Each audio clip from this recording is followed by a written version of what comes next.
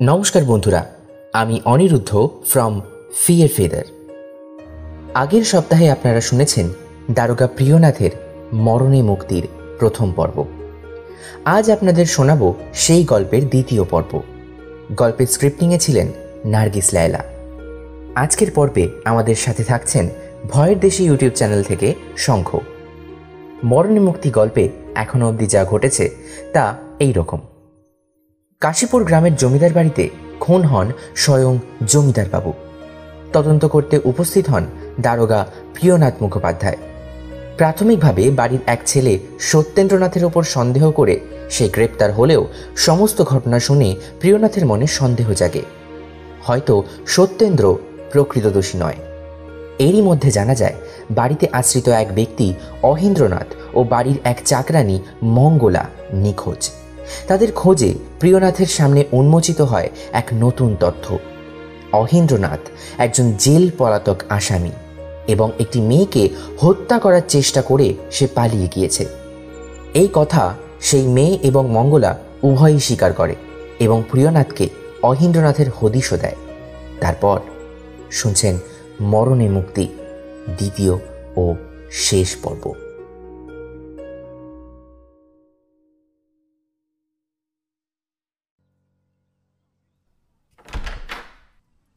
Sir, আপনার চা। রাখো। আর শোনো, আমি অনুমতি না দেওয়া অবধি আমার ঘরে আর কাউকে ঢুকতে দিও না। Okay sir. থানায় যখন ফিরলাম তখন সন্ধে প্রায় 6টা। ছদ্মবেশ ছেড়ে গভীর চিন্তায় ডুবে গেলাম। অহিন্দ্রনাথ জেল ফেরত আসামি। রাধা মাধব বাবুর বাড়িতে থাকার পিছনে তার কি কোনো পরিকল্পনা ছিল? কি সেই পরিকল্পনা? রাধা মাধব বাবুকে মেরেই তার কি লাভ হলো? আর সে যদি নাই মেরে থাকে তাহলে বাড়ি ছেড়ে ওভাবে পালালো কেন? আচ্ছা, মেয়েটা কি প্রাণে মেরে ফেলেছে এই ভয়ই পালায়নি তো? অহিন্দ্রনাথ নিশ্চয়ই জানে না যে মেয়েটা বেঁচে আছে এখনো। মঙ্গলা যে তাকে বাঁচিয়েছে সেটা জানার আগেই সে বাড়ি ছেড়েছে। কিন্তু এদিকে মঙ্গলাই বা কোথায় গেল? তাছাড়া ওই রাত দুপুরবেলা সেই বা খালের ধারে গিয়েছিল কি জন্য? সে একা হাতে কি করে মেয়েটাকে উদ্ধার করে বুড়ির বাড়ি নিয়ে গেল? আর মেয়েটা যা যা বলল তাতে এটুকু বুঝতে কোনো অসুবিধা হয় না যে সেও জেল ফেরত আসামি। জেল থেকে বেরিয়ে সে পুনরায় অহিন্দ্রনাথের খোঁজ কিভাবে পেল তা না জানতে পারলে কেসের তদন্ত এগিয়ে নিয়ে যাওয়া সম্ভব না।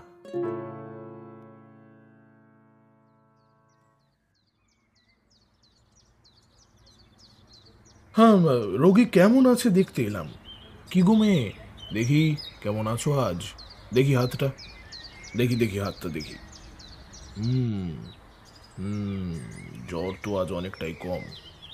ইস, ক্ষতস্থান থেকে তো এখনো হালকা হালকা রক্ত পড়ছে। দাঁড়াও দাঁড়াও, আর এক টুকরো পরিষ্কার কাপড় দিয়ে ড্রেসিং করে দি জায়গাটা। আপনি আপনি আমার জন্য এত এত করলেন ডাক্তারবাবু। আমি যে কি বলে আপনাকে ধন্যবাদ। আহা, এটাই তো আমার পেশা। আমার কথা ছাড়ো, যাই বলো, তুমি কিন্তু খুব শক্ত ধাতের মেয়ে, নইলে একা হাতে কিভাবে অহিন্দ্রনাথকে খুঁজতে বেরিয়েছিলে? হ্যাঁ, তোমার যে কতটা কষ্ট হয়েছিল তা ভাবতেই আমার অবাক লাগছে। আপনি আপনি জানেন না ডাক্তারবাবু, আমি তাকে ঠিক কতটা ভালোবাসি। কত কত জায়গা আছে তাকে অন্যি হয়ে খুঁজেছিলাম, বলবো। কত লোকের অপমান শুনেছি, তার কোনো হিসাব নেই।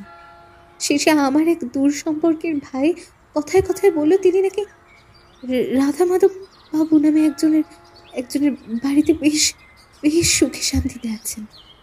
আমি জানতে পেরে তড়িঘড়ি একটা চিঠি লিখলাম আর ওই বাড়ির চারপাশে অহরাত্র ঘুরঘুর করতে লাগলাম। একদিন চোখে পড়ল মঙ্গলা বাড়ির ভেতর ঢুকছে। আমি আমি তার হাতে চিঠিখানা দিয়ে বললাম সেটা যেন অহিন্দ্রবাবুকে দিয়ে দেন। আমার কথা মতো মেয়েটা তাই করলো। তুমি কিভাবে জানলে চিঠিটা ঠিকঠাকভাবে মঙ্গলা অহিন্দ্রকেই দিয়েছিল?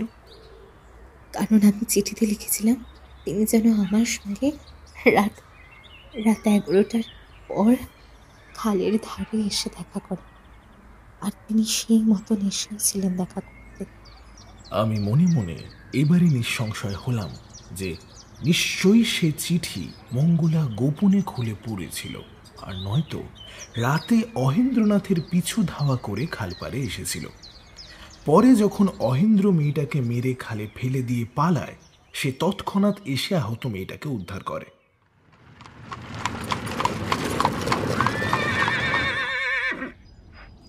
আরে দারোগা বাবু, আপনি এসেছেন।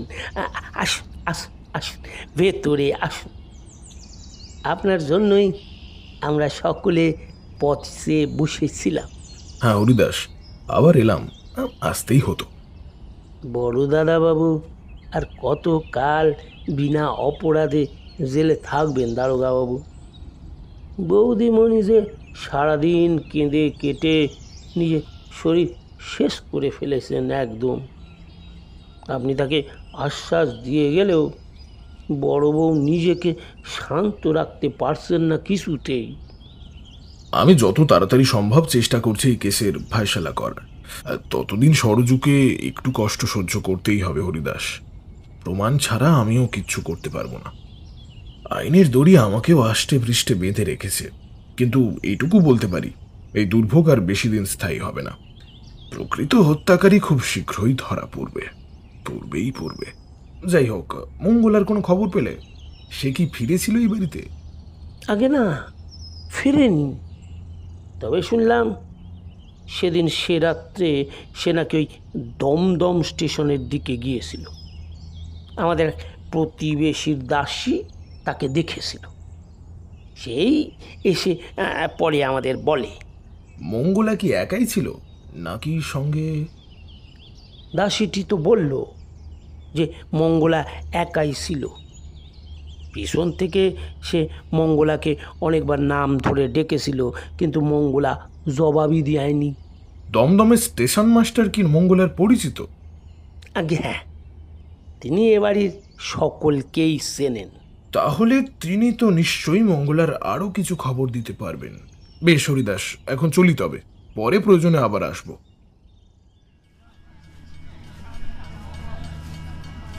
সৌভাগ্যের বিষয়, দমদম স্টেশনে পৌঁছে দেখি স্টেশন মাস্টার আমার পরিচিত। তিনিও আমাকে দেখে চিনতে পেরে ব্যস্ত হয়ে পড়লেন। আমি ওনাকে ব্যস্ত হতে মানা করে সরাসরি আসল বিষয় সম্পর্কে খোঁজখবর নিতে শুরু করলাম। আচ্ছা, সেদিন রাতে মঙ্গলা এখানে এসেছিল? আগে হ্যাঁ, সেদিন প্রায় রাত 2টো নাগাদ দেখি মঙ্গলা তড়িঘড়ি স্টেশনের দিকে ছুটে আসছে। ততক্ষণে এখানকার শেষ গাড়ি প্ল্যাটফর্মে ঢুকে গিয়েছে। মঙ্গলা একটা নৈহাটির টিকিট চাইল, কিন্তু সেই সময় টিকিট আনতে গেলে ট্রেন ছেড়ে দেবে। তাই আমি আর কাল বিলম্ব না করে বিনা টিকিটেই তাকে গাড়িতে তুলে দিলাম। তাড়াতাড়ি একটা চিঠিও লিখে দিলাম, যাতে সেটা নৈহাটি স্টেশনে স্টেশন মাস্টারকে দেখাতে পারে। তারপর কি হয়েছে আমি জানি না দারোগা বাবু। মঙ্গলা নৈহাটি থেকে এখনো কেন ফিরল না তা আমি বলতে পারবো না। স্টেশন মাস্টারের কথা শুনে আমি নিজে নৈহাটি যাওয়া মনস্থ করলাম। পুনরায় ছদ্মবেশ ধারণ করে পরবর্তী গাড়িতে রওনা দিলাম।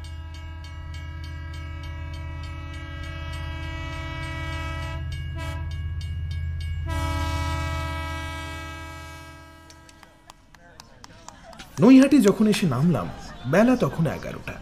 নেমেই স্টেশন মাস্টারের সঙ্গে দেখা করতে গেলাম। জিজ্ঞেস করলাম, সে রাত্রে শিয়ালদহ থেকে যে শেষ গাড়ি এসেছিল তাতে মঙ্গলা নামে কোনো মেয়ে ছিল নাকি? আমার প্রশ্ন শুনে স্টেশন মাস্টার একগাল হেসে বললেন, কত শত মঙ্গলা রোজ আসছে যাচ্ছে, অত কে মনে রাখে বলুন মশাই? কেনই বা রাখবো মনে? দেখুন, দয়া করে একটু চেষ্টা করুন মনে করতে। দমদমের ওই স্টেশন মাস্টারের থেকে চিঠি নিয়ে কোনো মেয়ে কি সেদিন বিনা টিকিটে শেষ গাড়িতে এখানে এসে পৌঁছেছিল? হ্যাঁ, কি বললেন? কি বলেন? দমদম স্টেশন মাস্টারের চিঠি নিয়ে? দাঁড়ান দাঁড়ান, হ্যাঁ, এমন একজন মেয়ে এসেছিল বটে, কিন্তু বেচারি এমন হন্তদন্ত হয়ে ছুটছিল যে অসাবধানে পড়ে গিয়ে সাংঘাতিকভাবে চোট পেয়েছিল। এ এখন হাসপাতালেই আছে। আজ শুনলাম নাকি একটু ভালো আছে। হাসপাতালের ঠিকানাটা নিয়ে আমি তৎক্ষণাৎ গিয়ে উপস্থিত হলাম সেখানে। যেহেতু ডাক্তারের ছদ্মবেশে ছিলাম, তাই সেখানে সকলেই আমাকে প্রকৃতই ডাক্তার মনে করল। সুতরাং কারুর কোনো প্রশ্নের মুখে না পড়েই আমি অনায়াসেই মঙ্গলার খোঁজ পেয়ে ভেতরে ঢুকে গেলাম। যে ডাক্তার তাকে দেখছিলেন তার সঙ্গে আলাপ করে মঙ্গলার সঙ্গে সাক্ষাৎ করলাম। মঙ্গলাকে পরীক্ষা নিরীক্ষা করে সরকারি ডাক্তার ঘর ছেড়ে বেরিয়ে যেতেই আমি মঙ্গলাকে জিজ্ঞেস করলাম, মঙ্গলা, এখন কেমন আছো?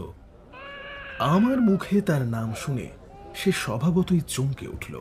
কাঁপা গলায় জিজ্ঞেস করল, কে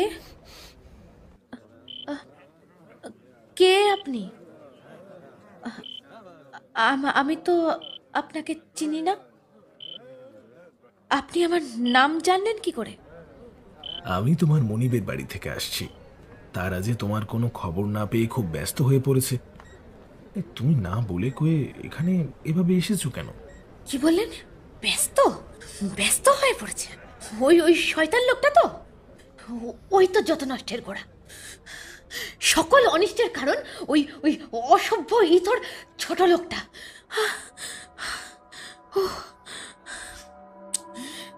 কে জানবে? কে জানবে যে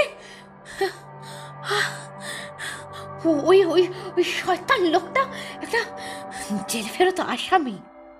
বলছো কি অহিন্দ্রনাথ তবে ভালো লোক নয়? হ্যাঁ, ভদ্র ভদ্রলোক? হোনা, উফ, হোনা একটা ডাকাতে খুনি। যেভাবে পড়লো ভেবেছিলাম তো মরেই যাবে বোধহয়। হুমা মরল না, উঠলো, উঠে পাশের একটা ভাড়ার গাড়িতে চেপে বসলো আর কোচম্যানকে বলল 15 নম্বর সাতকড়ি দত্তের গলি। উফ, তাই দেখে আমিও পাশে একটা ভাড়ার গাড়ি দেখে সেটাতে চাপার জন্য দৌড়াতে লাগলাম। উফ, দৌড়াতে গিয়ে অসাবধানতায় এমন পড়লাম, উফ, ভয়ানক চোট পেয়েছি। ওহ, ভীষণ চোট পেয়েছিলাম। তারপর আমার অবস্থা দেখে ওই অনেকগুলো লোক ধরাধরি করে আমাকে এখানে এই হাসপাতালে ভর্তি করে দিল। উফ। তা তুমি নৈহাটিতে এলেই বা কেন? অহিন্দ্রনাথ এখানে এসেছে বলেই কি তুমিও এলে? উফ, হ্যাঁ, সেটা একটা কারণ বটে, কিন্তু আমি এসেছিলাম আরো একটা কারণ ছিল। আমি নগেন্দ্র বাবুর সাথে দেখা করতে এসেছিলাম। কেন? তিনি তো মাত্র একটি দিনই বাড়ির বাইরে ছিলেন। কিন্তু ওই একদিনেই আমার মনিব বাড়িতে অনেক ঘটনা ঘটে গিয়েছিল। ওই দিন নাকি বড় কর্তাবাবুর শালী ওনাকে বিয়ের প্রস্তাব দিয়েছিল, আর সব থেকে বড় কথা উনি নাকি তাতে রাজিও হয়ে গিয়েছিলেন।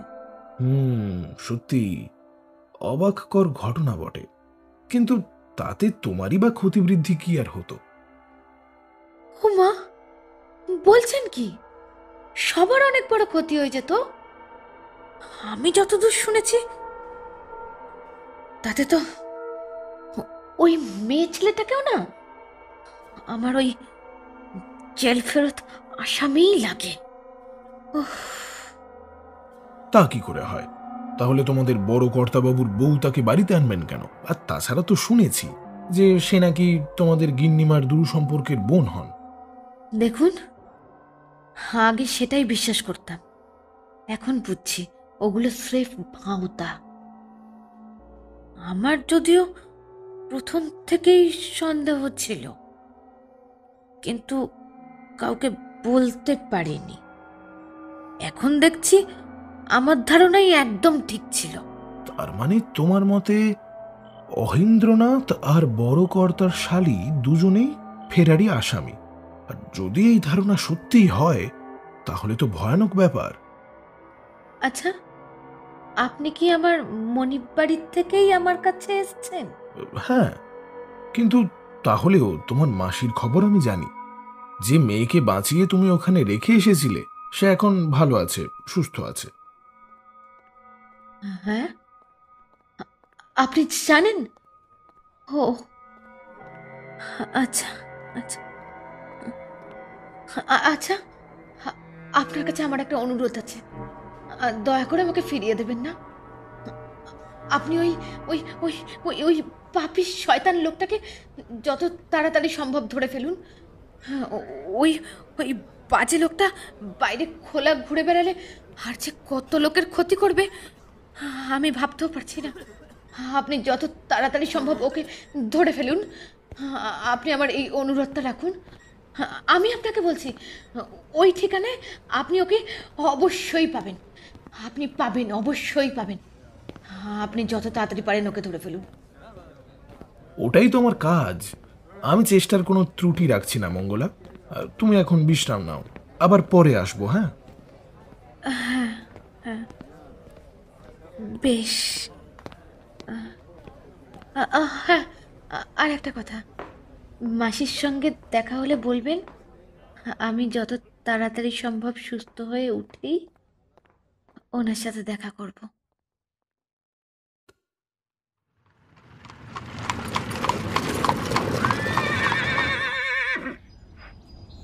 সাতকড়ি দত্তের গলিতে 15 নম্বর সাদা রঙের বাড়িটার সামনে এসে দাঁড়ালাম। যতদূর বুঝলাম এটা একটা মেষ বাড়ি। এখানে প্রায় 10-12 জন লোক একসঙ্গে থাকে। বাড়িটা একজন ব্রাহ্মণ ব্যক্তির। দরজায় টোকা মেরে ডাকতেই কিছুক্ষণের মধ্যে তিনি দরজা খুলে বাইরে এলেন। তার পরনে খাটো ধুতি, সাদা ফতুয়া, গায়ের রং কৃষ্ণবর্ণ, শরীরটা স্ফীত। আমি তাকে জিজ্ঞাসা করলাম, আগে নমস্কার, বলছি যে এখানে অহিন্দ্রনাথ নামে কি কেউ আছে বা এই কদিনের মধ্যে এসেছিল? আগে হ্যাঁ, এই নামের একজন ভদ্রলোক তো এই সেদিন প্রায় 2টো নাগাদ এ বাড়িতে এসেছিলেন। বোধহয় তিনি এখনো আছেন। যদি একবার তার সঙ্গে সাক্ষাৎ হয় তাহলে খুব উপকৃত হতাম। আমি অনেক দূর থেকে তার সঙ্গে দেখা করতে এসেছি। যদি একবারটি ডেকে দেন ওনাকে। আরে আপনি ভেতরে আসুন না, ভেতরে এসে নিজেই খোঁজ করুন না ওনার। আমার কোনো আপত্তি নেই। আসুন আসুন, ভেতরে আসুন। মনে মনে ভাবলাম, আমি তো অহিন্দ্রনাথকে কখনো দেখিনি। বেকার বেকার একা একা ভেতরে গিয়ে অহিন্দ্রনাথ কে সেটা জনে জনে জিজ্ঞেস করে হল্লা বাঁধালে সেই ফাঁকে অভিযুক্ত টের পেয়ে যদি চম্পট দেয় তাহলে সব পরিকল্পনা বানচাল হয়ে যাবে। এই ভেবে আমি আবারও বললাম, বেশ বেশ, আমি যাচ্ছি। বলছি, আপনিও আমার সঙ্গেই চলুন না। বেকার হন্যে হয়ে খোঁজার থেকে আপনি একটু সঠিক পথ বাতলে দিলে মন্দ হয় না। ব্রাহ্মণ লোকটি আমাকে দূর থেকে অহিন্দ্রনাথের ঘরটা দেখিয়ে দিয়েই চলে গেল। আমি খুব সন্তর্পণে ঘরটার কাছের একটা থামের ফাঁকে দাঁড়িয়ে আড়াল থেকে তাকে দেখতে লাগলাম। সে একটা কাগজে ঝুঁকে পড়ে খুব মন দিয়ে কি যেন একটা পড়ছিল। অহিন্দ্রনাথের বয়স ওই 30-এর কাছাকাছি হবে। দেখতে বেশ সুপুরুষ, দীর্ঘ দেহ, চওড়া বুকের ছাতি, গোল গোল চোরা চোখ, হাত পা বলিষ্ঠ আর পেশিবহুল। দূর থেকে তাকে দেখে খুব একটা হাট্টা কাট্টা মনে হলো না। তবুও তাকে একা হাতে বিনা অস্ত্রে কাবু করা ঠিক হবে না, এমনকি সহজও হয়তো হবে না। এই ভেবে আমি আপাতত তার সামনে গেলাম না। ব্রাহ্মণ লোকটির কাছে একটি ভুয়ো আছিলায় বিদায় নিয়ে বাড়ি থেকে বেরিয়ে সোজা চলে গেলাম স্থানীয় থানায়। সেখানে গিয়ে বড় কর্তাকে নিজের পরিচয় দিতে উনি আমাকে চিনতে পারলেন। আমি আমার সেখানে আসার উদ্দেশ্য জানালাম। অনুরোধ করলাম অহিন্দ্রনাথকে ধরার জন্য তিনি যেন আমায় সাহায্য করেন। আমার কথা শুনে তিনি আমার সঙ্গে 2জন কনস্টেবলকে পাঠিয়ে দিলেন। ওদের নিয়ে আমি আবারও সাতকড়ি দত্ত লেনে ফিরে এলাম। সরাসরি বাড়িওয়ালাকে ডেকে চারিদিকে সতর্ক দৃষ্টি বুলিয়ে নিয়ে চাপা স্বরে বললাম, এই যে যা বলছি খুব মন দিয়ে শুনুন। আমি পুলিশের লোক। অহেন্দ্রনাথকে গ্রেপ্তার করার প্রয়োজন হয়েছে, তাই তাকে আটক করে নিয়ে যাচ্ছি। কোনো রকম হই হট্টগোল বাঁধাবেন না, তাতে আখেরে আপনারই ক্ষতি, এই মেষবাড়ির সুনামের ক্ষতি। কি সর্বনেশে কথা! এরকম একটা আসামিকে আমার এখানে এসেই উঠতে হলো। হায় হায়, এবারে তাকে এখান থেকে এভাবে পুলিশে ধরে নিয়ে গেলে এই বাড়িতে আর কেউ এসে উঠবে না। আমার অন্ন ঘুচলো রে, আমার অন্ন ঘুচলো। আমি সেই জন্যই আগে ভাগে আপনাকে গোপনে কথাটা বললাম। এবারে বলুন তো, এই বাড়িতে আর কি কোনো বেরোনোর পথ আছে? আগে তা আছে, পেছনে একটা ছোট দরজা আছে। বাহ বাহ, তাহলে তো কোনো কথাই নেই। অহেন্দ্রনাথকে সেই দরজা দিয়ে বের করে নিয়ে যাব, কেউ জানতেও পারবে না। ঠিক আছে। এই বলে আমি কনস্টেবল দুজনকে পিছনের দরজায় অপেক্ষা করতে বলে অহেন্দ্রনাথের ঘরে গিয়ে হাজির হলাম। ঘরটা খুব ছোট, ভেতরে একটা দরজা আর কেবলমাত্র একটাই জানলা। আসবাব বলতে একটা ছোট তক্তপোষ, তার উপরে একটা শতরঞ্চি আর একটা বালিশ পাতা। অহেন্দ্র সে সময় সেখানে বসে ভীষণ মনোযোগের সঙ্গে কি একটা বই পড়ছিল। আমার পায়ের শব্দ পেয়ে বই থেকে মুখ না তুলে জিজ্ঞেস করল, কে? ঠাকুর মশাই নাকি? কিছু দরকার? আমি কোনো উত্তর দিচ্ছি না দেখে 2-1 মিনিট পর সে মাথা তুলে ঘাড় ঘুরিয়ে আমার দিকে তাকাতেই ভূত দেখার মতন চমকে উঠল। কি? আপনি কে? এভাবে না বলে কয়ে হুট করে আমার ঘরে ঢুকে পড়ছেন যে বড়? কে আপনি? কে? কি আপনি আমার হাতে হাত কড়া পড়াচ্ছেন কেন? এই এই কে আছো? এই এই অহেন্দ্রনাথকে আর বেশি কিছু বলার সুযোগই দিলাম না। তরাক করে হাত করাটা পরিয়ে মুখে এক টুকরো কাপড় শক্ত করে বেঁধে দিলাম, যাতে চিৎকার করে লোকজন জড়ো করতে না পারে। ইতিমধ্যে আমি কনস্টেবল দুজনকে ডাকলাম। তারাও চটজলদি এসে আমার ইশারা অনুযায়ী অহেন্দ্রনাথের পরনের পোশাক ভালো করে খানা তল্লাশ করল, কিন্তু না, তেমন বিশেষ কিছুই মিলল না। অহেন্দ্রনাথ তখনও ক্রমাগত ছটফট করেই যাচ্ছে, চেষ্টা করে যাচ্ছে কিছু বলার। খানিকক্ষণ পর আমি যখন নিশ্চিন্ত হলাম যে তার কাছে কোনো অস্ত্রই নেই, সুতরাং আমাদেরকে তার আঘাত করার কোনো সুযোগও নেই, তখন তার মুখের বাঁধন খুলে দিলাম। কি ব্যাপার? আপনি কে? হ্যাঁ, আপনি আমাকে এভাবে গ্রেফতার করলেন কেন? আমি একজন পুলিশ। কাশীপুরে রাধা মাধব বাবুকে খুন করে পালিয়ে এসেছেন, আপনার সেটা মনে নেই? কাকে কাকে কাকে কাকে খুন করেছি আমি? হ্যাঁ, রাধা মাধব বাবুকে? কে দেখেছে? কে দেখেছে নাকি? কে দেখেছে সেটা কি আপনি সত্যিই জানেন না? আমি যখন ছোড়া নিয়ে মারতে গিয়েছিলাম তখন তো কাউকে কাছে পিঠে দেখিনি, কিন্তু তাহলে আপনারা এখানে আমাকে ধরতে এলেন কিভাবে? না, নিশ্চয়ই কেউ আড়াল থেকে দেখেছে, তাই আপনারা এখানে এসে আমাকে। আপনার বিরুদ্ধে প্রমাণের কোনো শেষ নেই অহেন্দ্রনাথ বাবু। রক্তাক্ত ছোড়াখানিও আমরা বহাল তবিয়াতে উদ্ধার করেছি। আমি জানতাম। আমি যখন দেখলাম ছোড়াটা নেই তখনই বুঝেছি পুলিশের লোক ওই সূত্র ধরেই আমাকে ঠিক পাকড়াও করবে। অবশ্যই অবশ্যই, তাছাড়া পুলিশের লোকের সন্দেহ আগে দাগি লোকের ওপরই যাবে, সেটাই কি স্বাভাবিক নয় অহেন্দ্রনাথ বাবু? কি দাগি লোক? কি বলতে চাইছেন আপনি? দাগি লোক মানে? আমি কিছু বুঝতে। থাক, আর লুকিয়ে কি করবেন? আপনার সব জারিজুরি ফাঁস হয়ে গিয়েছে। আপনার সকল বিদ্যের খোঁজই এখন আমাদের কাছে আছে। ও, এসব ওই কটা চোখের কাজ, তাই না? হ্যাঁ, আমার পরিচয় তো খুব ভালো করেই দিয়েছে, কিন্তু নিজে কি ছিল সেটা বলেছে তো? এটা ভেবে ভুল করবেন না যে ওই মাগি সত্যি সত্যি রাধা মাধব বাবুর শ্যালিকা। আমি যতদূর জানি ওর সঙ্গে রাধা মাধব বাবু কিংবা তার স্ত্রীর কোনো সম্পর্ক নেই। আমি প্রথমে ভেবেছিলাম সে বোধহয় ওই অসুস্থ মেয়েটা যাকে নিজের হাতে অহেন্দ্র মারতে চেয়েছিল তার উপরেই দোষারোপ করবে, কিন্তু এখন যেভাবে সম্পূর্ণ মোড় ঘুরিয়ে রাধা মাধববাবুর শ্যালিকা বলে পরিচয় দেওয়া যুবতীর প্রতি সে দোষ দিচ্ছে, সেখানে ব্যাপারটা বেশ গুরুতর বলেই মনে হলো। সত্যি জানতে পেরে খুব অবাক হচ্ছেন না? আর কত সত্যি জানতে চান? আমি বলছি আরো সত্যি, শুনুন। অনেক দিন হলো ওই মেয়ে ছেলে আমার আশ্রিতা ছিল। তখন ওর বয়স 18, নাম কুসুম। ওকে নিশ্চয়ই দেখেছেন আপনি, তাহলেই বুঝুন অল্প বয়সকালে আরো কত ভয়ঙ্কর সুন্দরী দেখতে ছিল সে। আমরা স্বামী স্ত্রীর মতো একসাথে থাকতাম, এভাবে বেশ দিন কাটছিল। কিন্তু ধীরে ধীরে টাকা পয়সার অভাব পড়তে লাগলো। কুসুম তখন নতুন ফন্দি আঁটল, লোভ দেখিয়ে অনেক পুরুষ মানুষকে বাড়িতে আনতে লাগলো। কিছুদিন আমোদ প্রমোদ করে মদের সঙ্গে আফিম মিশিয়ে দিত। সে ক্রমে অচেতন হয়ে পড়ল। তার কাছে মজুদ সমস্ত জিনিসপত্র সে কেড়ে নিয়ে লোকটাকে বাড়ি থেকে বের করে দিত। এরকম বেশ কিছুদিন চললেও একসময় পুলিশের লোক আমাদের উপর সন্দেহ করতে শুরু করে দিল। কিন্তু আমাদের লোভ ততদিনে বাড়বাড়ন্ত রকমের পর্যায়ে চলে গিয়েছে। ফলে যা হবার তাই হলো। আমরা গ্রেপ্তার হলাম।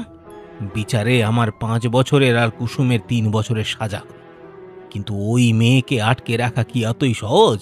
হ্যাঁ, জেল পুলিশকে নিজের রূপ দিয়ে ভুলিয়ে ছল চাতুরি করে 1 বছরের মধ্যে জেল থেকে পালালো। যদিও আমাকে সে ভুলে যায়নি। চেষ্টা চরিত্র করে লোকজন পাঠিয়ে আমাকেও সে 1 বছরের মাথায় জেল থেকে পালাতে সাহায্য করেছিল। হ্যাঁ, কিন্তু তার আর কোনো সন্ধান পেলুম না। অনেক খুঁজেছিল। অবশেষে জানতে পারলুম কুসুম রাধা মাধব বাবুর স্ত্রীর সঙ্গে আলাপ জমিয়ে তারই বোনের পরিচয় হাসিল করে সেই বাড়িতে ঘাঁটি গেড়ে বসেছে। আমিও সেই বাড়ির খোঁজ করতে লাগলাম। ইতিমধ্যে শুনলাম রাধা মাধব বাবুর স্ত্রী মারা গিয়েছে। এই সুযোগে কুসুমও বড় কর্তাকে নিজের সম্পূর্ণ বশে করে নিয়েছে। এমনকি ব্রাহ্ম মতে তাকে বিয়ে করার প্রস্তাবও দিয়েছে। কুসুম প্রথমে যেন আমাকে চিনতেই পারল না। আমিও ছাড়ার পাত্র না। তার চোখের সামনে ও বাড়ির চারপাশে সারাক্ষণ ঘুরঘুর ঘুরঘুর করতে লাগলো। ধীরে ধীরে এইভাবে আমি কুসুমের বিষ নজরে ডুবে গেল। এখন এই মুহূর্তে আপনাকে জেলে যেতে হবে। ভবিষ্যতে নির্দোষ প্রমাণিত হলে ছাড়া পাবেন। রক্তাক্ত ছোরাটিতে সত্যেন্দ্রনাথের নাম লেখা থাকলেও শুনেছি সেটা আপনাকে ব্যবহার করতে দিয়েছিল। যদি এটা সত্যি হয় তাহলে আপনি রাধা মাধব বাবুকে খুন করেছেন। এই বলে আমি কনস্টেবল দুজনকে ইশারা করতেই ওরা এসে অহিন্দ্রনাথের হাত ধরে চুপিসারে সন্তর্পণে পিছনের দরজার কাছে নিয়ে গেল। বাড়িওয়ালা প্রথমেই একটা ভাড়া গাড়ি ঠিক করে রেখেছিলেন বাইরে। আমরা সকলে গাড়িতে উঠে প্রথমে লোকাল থানায় গেলাম। সেখানকার যাবতীয় সব কাজ মিটিয়ে অহিন্দ্রনাথকে নিয়ে কলকাতায় চলে এলাম।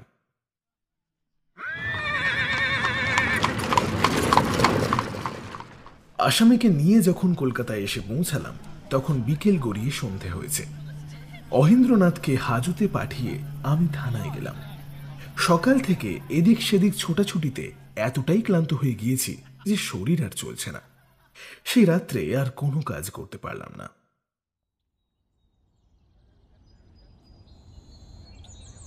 পরদিন সকালে অহিন্দ্রনাথের সঙ্গে দেখা করতে গেলাম। আমায় দেখে তার ঠোঁটের কোণে একটা হালকা হাসি ফুটে উঠল। নরম স্বরে জিজ্ঞেস করল, আপনি কি আমায় এখনো দোষী মনে করেন? আমি রাধা মাধব বাবুকে মারিনি। বিশ্বাস করুন, আমি মারিনি। রাধা মাধব বাবুকে হত্যার অপরাধে আরো একজন লোক গ্রেপ্তার হয়েছে অহিন্দ্রনাথ বাবু। বলতে পারেন আমি তার শুভাকাঙ্ক্ষী। আমি নিশ্চিত যে সে নির্দোষ, আর তার নির্দোষিতা প্রমাণ করার জন্য আমি প্রাণপণে লড়ে যাব। সে আপনি তাকে নির্দোষ বলে ভাবুন, তাকে ছাড়ানোর জন্য আপ্রাণ চেষ্টা করুন, সবই আপনার মর্জি। কিন্তু আপনাকে আমার কথাও বিশ্বাস করতে হবে যে খুনটা আমি করি। ছোড়াটা সত্যেন্দ্রনাথই আপনাকে দিয়েছিলেন কি? মিথ্যে বলবো না। হ্যাঁ, তিনিই আমাকে ওটা দেন। আর ওই ছোড়ার আঘাতেই যে রাধা মাধব বাবুর মৃত্যু ঘটেছে তা ডাক্তারি পরীক্ষায় প্রমাণিত। হতেই পারে ছোড়াটা আমি মাঝপথে ছুঁড়ে ফেলে দিয়ে এসেছিলাম। তার মানে আপনি বলতে চান খুনি ছোড়াটা সেখানে কুড়িয়ে পেয়েছিল? আজ্ঞে হ্যাঁ। তা না হলে কেমন করে ছোড়ার আঘাতে তিনি মারা গেলেন? আচ্ছা, আপনি যদি সত্যি দোষী না হন তাহলে সে রাতে ওভাবে জানলা টপকে পালালেন কেন? বলবো বলবো বলবো যদি আর কাউকে না বলেন তাহলে সব কথা বলতে আমি রাজি আছি। আমরা পুলিশ, আমাদের মুখের কথাই প্রতিশ্রুতির সমান। প্রয়োজন না পড়লে আপনার বলা কথাগুলো আমি ব্যবহার করব না, নির্দ্বিধায় বলুন। সেদিন রাত 11টা নাগাদ আমি রাধা মাধব বাবুর বাড়ি থেকে বেরিয়ে খালপাড়ে যাই। দাঁড়ান দাঁড়ান, এইসব কথা আমার জানা। আপনি কি করে? ও বুঝেছি বুঝেছি, ওই দাসী আপনাকে সব বলেছে তো? যে মেয়েটিকে আপনি ছোরা দিয়ে আঘাত করে খালে ফেলে দিয়েছিলেন তার মুখেই সবটা শুনেছি। আপনি তাকে প্রাণপণে মারার চেষ্টা করলেও ঈশ্বরের কৃপায় সেই যাত্রায় বেঁচে গিয়েছে। খুব তাড়াতাড়ি সুস্থ হয়ে উঠবে। কি হলো, আপনি এমন অবাক হয়ে আমার দিকে তাকিয়েছেন কেন? আমার কথা আপনার বিশ্বাস হলো না বুঝি? আমার আপনাকে অযথা মিথ্যে বলে কোনো লাভই নেই। সত্যিই সে মেয়ে মরেনি, বহাল তবিয়েতে বেঁচে আছে। আপনি আপনি এই সব খবর আমাকে দিয়ে আমার বুকের উপর কত বড় পাথর নামিয়ে দিলেন, আমি বলে বোঝাতে পারবো না আপনাকে। সে বেঁচে আছে শুনে আমি যে কি ভীষণ শান্তি পেলাম। কেন পালিয়েছিলাম এইবারে বুঝলেন তো? আমি ভয় পেয়ে গিয়েছিলাম। রাগের মাথায় তাকে মারলেও পরে সম্বিত ফিরতেই আমি ভয় পেয়ে গিয়েছিলাম। ভেবেছিলাম ও মরে গিয়েছে। তা ওখান থেকে যখন বাড়ি ফিরলেন তখনও রাধা মাধব বাবু জীবিত ছিলেন নাকি? ফটক পার হয়ে যখন বাগানে এলাম আমার মনে হলো কেউ আমার পিছু নিয়েছে। হ্যাঁ, মনে হলো কেউ পিছু নিয়েছে। আমি আচমকা ভয় পেয়ে ঊর্ধ্বশ্বাসে ছুট লাগালাম, কিন্তু মাঝপথে হুমড়ি খেয়ে পড়ে গেল। অন্ধকারে হাতের সেই ছড়াটা যে কোথায় পড়ে গেল বুঝতেই পারলাম না। আর খোঁজার সময় নেই দেখে ওই অবস্থায় তড়িঘড়ি বাড়ি ফিরে এলাম।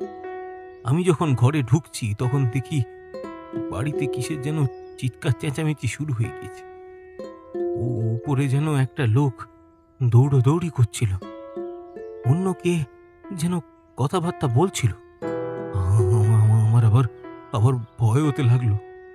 তখন না বুঝলেও এখন বুঝতে পারছি রাধা মাধব বাবুকে আহত বা নিহত অবস্থায় দেখে সকলে ব্যস্ত হয়ে উঠেছিল। কিন্তু কিন্তু আমি তো তখন ওটা জানতাম না। আমি এমনিতেও পুরনো আসামি। আশঙ্কা হলো যে আমার সকল ছলচাতুরি বুঝি ফাঁস হয়ে গেল। তাই আর দেরি না করে বিছানার চাদরের সাহায্যে জানলা বেয়ে পালালো। এবারে তো আমার কথা বিশ্বাস করুন,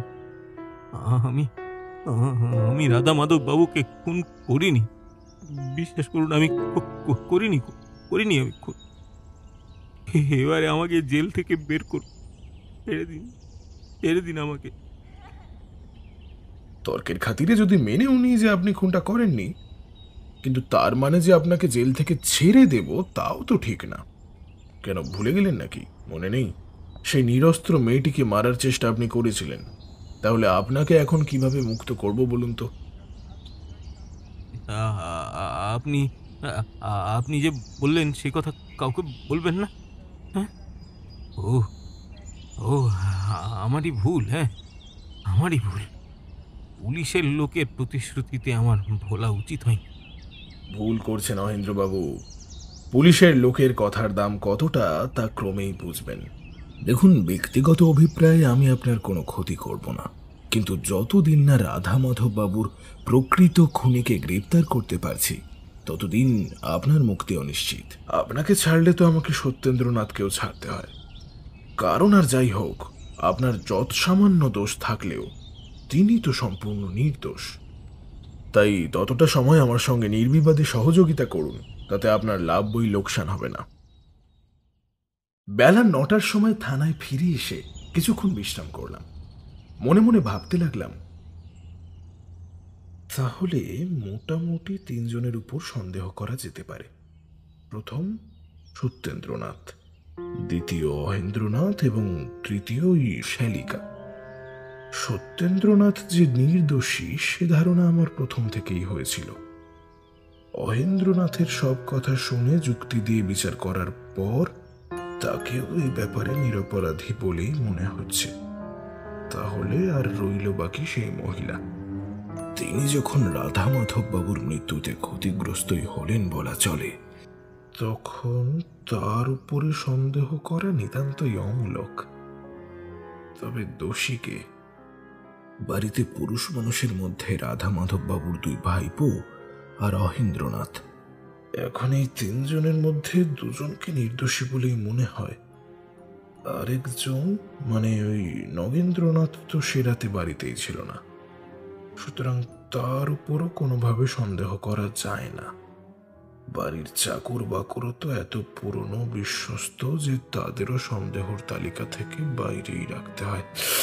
হ্যাঁ, তাহলে তাহলে তাহলে তাহলে তাহলে কে মারলো রাধা মাধব বাবুকে, আর কেনই বা মারলো?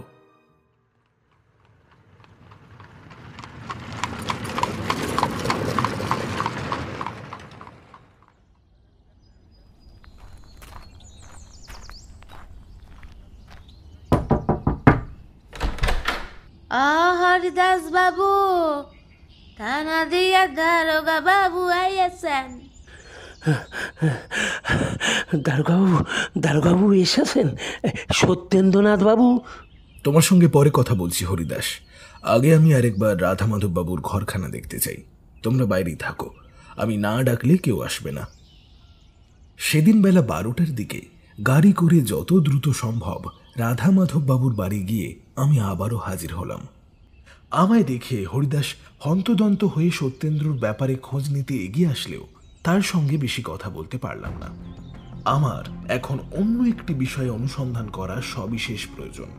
যে ঘরে খুনটা হয়েছিল সেই ঘরটাতে আমি তালা লাগিয়ে চাবি নিয়ে এসেছিলাম, পাছে আমার অজ্ঞাতসারে অন্য কেউ ওই ঘরে না ঢুকে।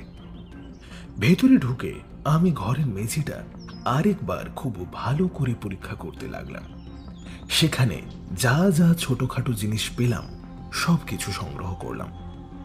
রাধা মাধব বাবুর ঘরটা পরীক্ষা করে আমি বাড়ির অন্যান্য ঘরগুলিও ভালোভাবে পরীক্ষা করলাম। বাড়ির কোনো সদস্যের সঙ্গে সেদিনকার মতন আর কোনো কথা না বলে হরিদাসের থেকে বিদায় নিয়ে সোজা চলে গেলাম রাধা মাধব বাবুর উকিলের সঙ্গে দেখা করতে। সৌভাগ্যক্রমে আমি তাকে চিনতাম, সুতরাং যাবতীয় দরকারি কথা তার থেকে জেনে নিতে ভীষণ সুবিধাই হলো।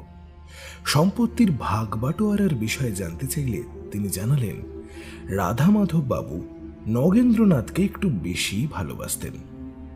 তিনি যে শেষ উইল করে গিয়েছেন তাতে নগেন্দ্রকে তার মোট সম্পত্তির 12 আনা আর সত্যেন্দ্রকে 4 আনা দিয়েছেন।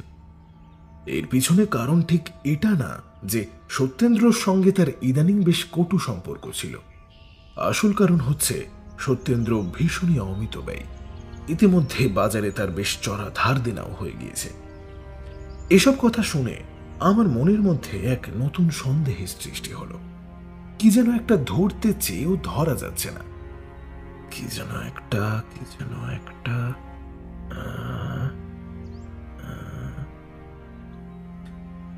আমি আর সেখানে সময় নষ্ট করলাম না। উকিল বাবুর থেকে বিদায় নিয়ে চলে এলাম।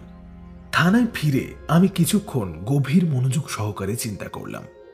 এতক্ষণ যা যা সন্দেহ করছিলাম এখন সে সবই আসল সত্যি বলে আমার স্থির ধারণা হলো।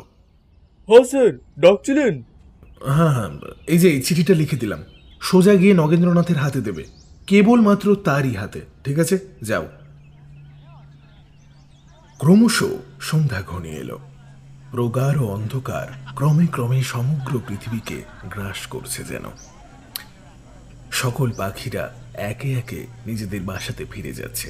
কেবল পেঁচার নিশাচর পাখিরা অন্ধকার নামছে দেখে মনের আনন্দে চারিদিকে খাবার খুঁজতে বেরোচ্ছে একে একে। এদিকে ঘরে ঘরে প্রদীপ জ্বলে উঠেছে। আজ কৃষ্ণপক্ষ, যদিও চাঁদ তখনও আকাশে স্পষ্ট হয়নি। আমি একা একটা ঘরে বসে নগেন্দ্রনাথের আসার জন্য অপেক্ষা করতে লাগলাম। রাত তখন 8টা। কনস্টেবল এসে খবর দিল নগেন্দ্রনাথ এসেছে। আমি তাকে আমার কাছে পাঠিয়ে দিতে বললাম। দারোগাবাবু, আরে নগেন্দ্রনাথ, এসো এসো, বসো। নগেন্দ্রনাথ আমার কথা শুনে এসে বসল। আমি উঠে গিয়ে ঘরের দরজাটা ভেতর থেকে লাগিয়ে দিলাম। বুঝলে নগেন্দ্র, এতকাল পর আজ আসল দোষীকে গ্রেপ্তার করতে পারবো। বলেন কি? তাহলে অহিন্দ্রই কি প্রকৃত দোষী? সেই কি খুনি? না না না, সেও সম্পূর্ণ নির্দোষ। তাহলে খুনি কে? সে কথায় পরে আসছি, আগে শোনো আমি কিভাবে খুনিকে শনাক্ত করলাম। আচ্ছা, আমি যখন রাধা মাধব বাবুর ঘরটা পরীক্ষা করি তখন সেই ঘরের মেঝের উপর লাল সুরকির গুঁড়ো দেখতে পাই। আমি সেই সুরকির গুঁড়োগুলো তুলে নিই। তুমি তো জানোই যে আমি প্রথমে অহিন্দ্রনাথকেই দোষী বলে মনে করছিলাম, কিন্তু যখন তার ঘরটা আমি সার্চ করি তখন ওই ঘরের মেঝেতে আমি কিন্তু কোনো লাল গুঁড়োই দেখতে পাইনি। চকিতে আমার টনক নড়ল। ভাবলাম রাধা মাধব বাবুর ঘরে তবে ওই লাল গুঁড়ো কিভাবে আসলো? তার মানে যার জন্য ওই গুঁড়ো রাধা মাধব বাবুর ঘরে পাওয়া গেল সেই আসল খুনি। সেজন্যই আমি একে একে ওই বাড়ির সব ঘর পরীক্ষা করলাম, আর তারপর ঠিক কোথা থেকে ওই লাল গুঁড়ো রাধা মাধব বাবুর ঘরে গেল সেটাও জানতে পারলাম। আমার কথায় নগেন্দ্রনাথের মুখটা কেমন যেন ফ্যাকাশে হয়ে গেল। আলতো করে একটা ঢোক গিলল সে। আমি বলে চললাম, রাধা মাধব বাবুর শেষ উইল দেখে জানতে পারি যে তার মৃত্যুর পর আপনি সমস্ত বিষয়ের 12 আনা পাবেন। আরো খোঁজখবর করে বুঝলাম ইতিমধ্যেই আপনি বিশাল দেনাদার হয়ে পড়েছেন। বাজারে গলা অবধি ধারে ডুবে আছেন আপনি। পাওনাদারেরা টাকার জন্য আপনাকে দিন রাত বিরক্ত করছে, অথচ এই বদনাম কিনা সত্যেন্দ্রর কপালে সেঁটে গেল। যাই হোক, এইসব জানতে পেরে আপনার উপরেই আমার সন্দেহ হলো, কিন্তু একটা খটকা, আর ওই একটা খটকাই আমাকে বারবার আটকে দিচ্ছিল। আপনি তো সে রাত্রে বাড়িতেই ছিলেন না। আমি বিষম ফাপড়ে পড়লাম। না না, মানে আমি... দাঁড়ান, আপনিও বলার সুযোগ পাবেন, চিন্তা নেই। তবে এখন আমাকে পুরো কথাটা শেষ করতে দিন। আপনি সেদিন বেলা 2টোর সময় নৈহাটি যাবার নাম করে বাড়ি থেকে বেরোলেও আপনি সেদিন নৈহাটি যাননি। দিনে কোথাও ঘাপটি মেরে অনেক রাত্রে পুনরায় বাড়িতে ফেরেন আর কোনো গোপন জায়গায় লুকিয়ে সুযোগের অপেক্ষা করতে থাকেন। এই না না, কোথাও যাবার চেষ্টা করবেন না নগেন্দ্রনাথ বাবু। বুদ্ধিমানের কাজ এটাই হবে, আপনি এখানে চুপচাপ বসুন। আপনি কিভাবে এসব কথা জানলেন? আমি ভাবতেও পারিনি আবার এত কৌশল করে বের করা উপায় কেউ ধরতে পারবে। আপনাকে আর কিছু বলতে হবে না দারোগাবাবু, আমি বলছি।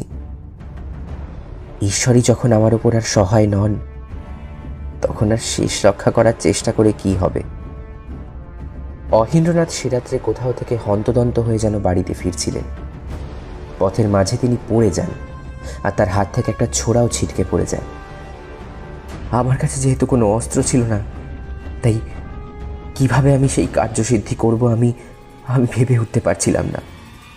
চোখের সামনে একটা মোক্ষম অস্ত্র পেয়ে আমি সেটা হাতে তুলে নিই আর কাজ শেষ করে চুপি চুপি বাড়ি থেকে বেরিয়েও যাই। তারপরে একেবারে গঙ্গা তীরে গিয়ে নৌকা করে নৈহাটি চলে গেলাম।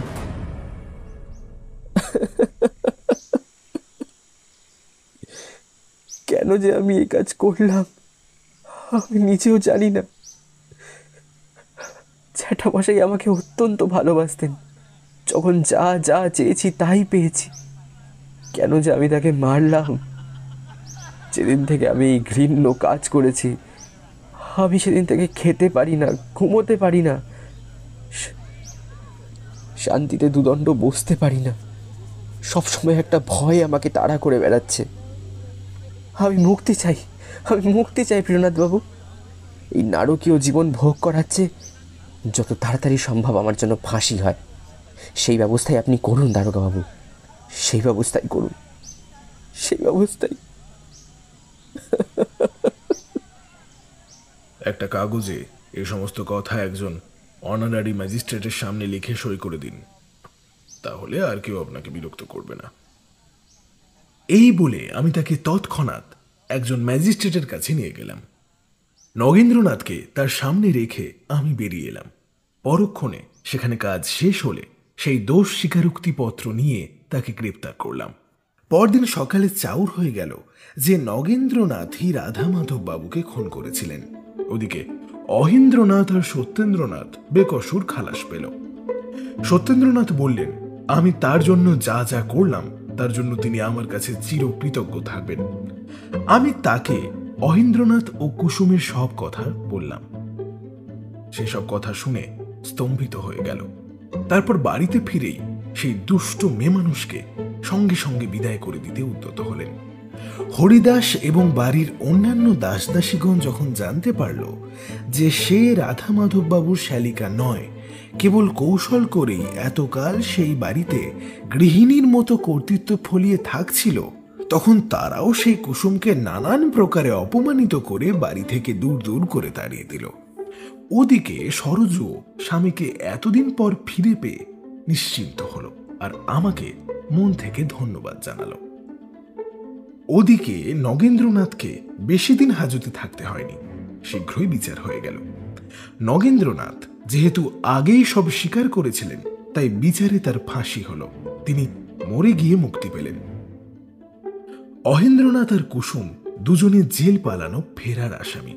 আমি ইচ্ছা করলে দুজনকেই আবারও কারাগারে পাঠাতে পারতাম, কিন্তু যখন অহিন্দ্রনাথকে কথা দিয়েছি এবং তাদেরকে গ্রেপ্তার করারও কোনো আদেশ পাইনি, তখন আর কোনো পদক্ষেপ নিলাম না।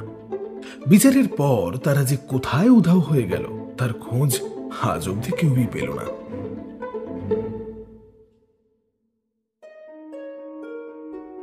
শুনছিলেন মরণে মুক্তি দ্বিতীয় ও শেষ পর্ব। অভিনয় ছিলেন হরিদাস সুমিত, দারোগা প্রিয়নাথ কুন্তল, দাসী ও মঙ্গলার চরিত্রে গার্গী, নগেন্দ্র স্টেশন মাস্টার 1 ও স্টেশন মাস্টার 2 এর চরিত্রে আমি অনিরুদ্ধ, মেয়ের চরিত্রে সুপ্রজা, ব্রাহ্মণ শঙ্খদা, অহিন্দ্র তমাল, আবহ সঙ্গীত পরিচালনা আমি অনিরুদ্ধ, শব্দ সংযোজন 30 FPS স্টুডিও, প্রচ্ছদ পরিকল্পনা শঙ্খ, সমগ্র পরিচালনা ফিয়ার ফেদার। কেমন লাগলো গল্পটা জানাতে ভুলবেন না। চেষ্টা করব সবার কমেন্টের উত্তর দেওয়ার। আরও কী ধরনের গল্প আপনারা শুনতে চান তাও অবশ্যই জানাবেন। আমাদের কাজ ভালো লাগলে একটি লাইক দিতে পারেন, আর আরও ভালো লাগলে সাবস্ক্রাইব করে আমাদের সাপোর্ট করতে পারেন। দেখা হচ্ছে আবার খুব শিগগিরই নতুন গল্প নিয়ে। আজকের মতো বিদায়, শুভরাত্রি।